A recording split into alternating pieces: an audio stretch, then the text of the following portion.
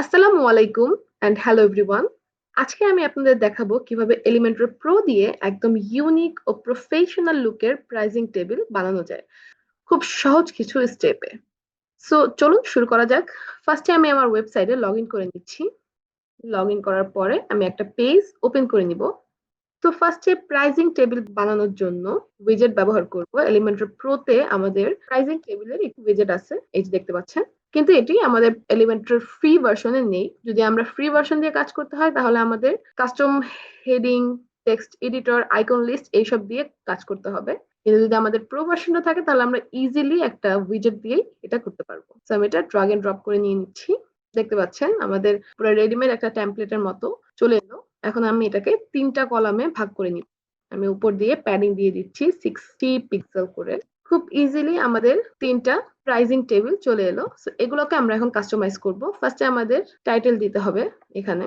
So এখানে টাইটেলে আমি দিব বেসিক, যেহেতু এটা আমাদের বেসিক প্ল্যান, এটা আমাদের স্ট্যান্ডার্ড এবং এটাকে দিব প্রিমিয়াম। এখানে কোনো ডেসক্রিপশন রাখছি না, আপনারা চাইলে রাখতে পারেন। এন্ড দেন প্রাইসিং এ চলে যাব। এখানে আমাদের প্রোডাক্টের প্রাইসটা দিয়ে দিব। আমাদের বেসিক ভার্সনের প্রাইস আমি রাখছি $40 মান্থলি। এটাকে আপনারা চাইলে এটাকে কেটে অন্য কিছু লিখতে পারেন আপনার ইচ্ছা, এবং এখানে সেলেরও একটা অপশন আছে, দেখতে পাচ্ছেন। সো এটা আমি আপাতত অফ রাখবো। এরপরে আমরা ফিচার্সে যাব। এখন আমাদের এই প্ল্যানের মধ্যে কি কি ফিচার্স আমাদের কাস্টমাররা পাবে সেটা আমরা এখানে অ্যাড করতে পারবো। সো এখানে আমি আপাতত ডামি রাখতেছি। আপনারা আপনাদের প্রোডাক্ট অনুযায়ী আপনারা এখানে ফিচার্স গুলো রাখতে পারবেন, চাইলে আরো বাড়াতে পারেন এবং কমাতেও পারেন। ওকে।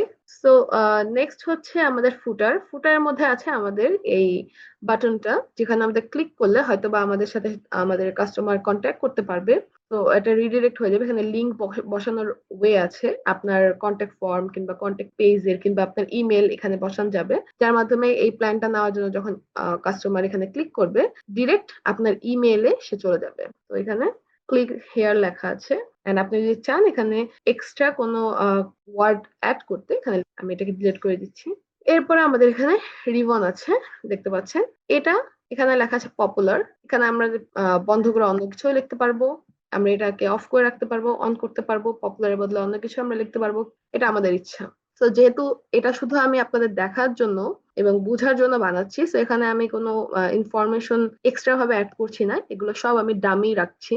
তো নেক্সট আমি স্টাইলে যাব, আমাদের প্রাইজিং টেবিলটাকে একটু স্টাইল করতে। তো ব্যাকগ্রাউন্ড কালার এখানে ব্লু দেওয়া আছে। দেখেন আমরা চাইলে ব্যাকগ্রাউন্ড কালারটাকে এভাবে চেঞ্জ করে নিতে পারবো। আমরা চাইলে হালকা একটা কালার দিতে পারবো ব্যাকগ্রাউন্ডে, এরকম।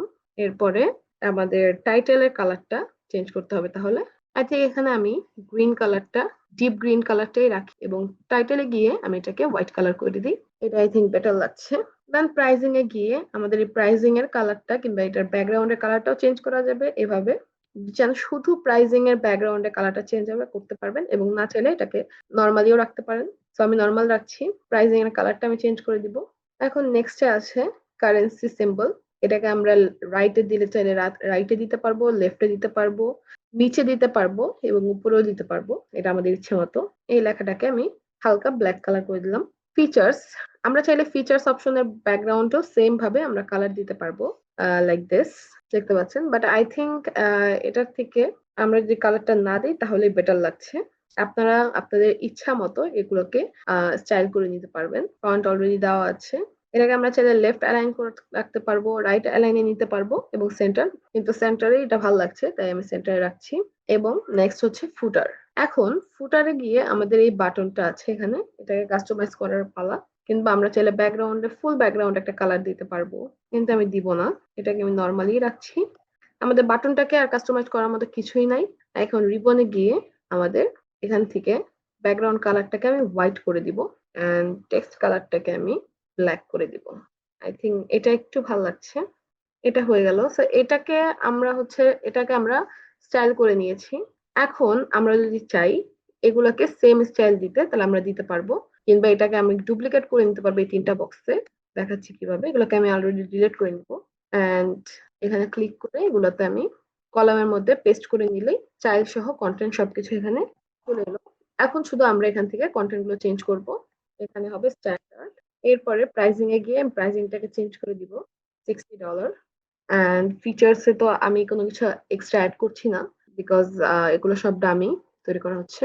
অ্যান্ড আমাদের হচ্ছে এই লাস্ট লাস্ট সেকশনে গিয়ে আমি এখানে প্রিমিয়ামটা দিব, অ্যান্ড প্রাইজিং এ গিয়ে এটাকে আমি চেঞ্জ করে দিয়ে দিলাম 100। তো এইভাবে আমরা প্রাইজিংটাকে তৈরি করতে পারবো, প্রাইজিং টেবিল আমাদের ওয়েবসাইটের জন্য। আমরা চাইলে আরেকটু স্টাইল দিতে পারবো, এটাকে আরেকটু লুক চেঞ্জ করতে পারবো। যেমন মাঝখানের এটাকে আমি একটু উপরে উঠিয়ে নিচ্ছি।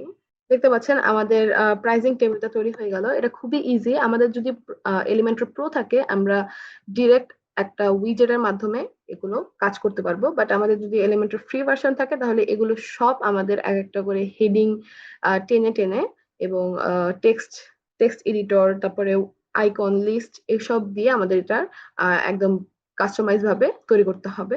সো আমি আজকে এলিমেন্টর প্রো দিয়ে দেখালাম কিভাবে আমরা একটি প্রাইজিং টেবিল তৈরি করতে পারবো।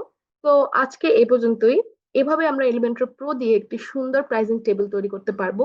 দেখা হবে নতুন কোনো ভিডিওতে। সো ততদিন পর্যন্ত ভিডিওটি ভালো লাগলে লাইক করুন, কমেন্ট করুন এবং সাবস্ক্রাইব করে পাশেই থাকুন। ধন্যবাদ।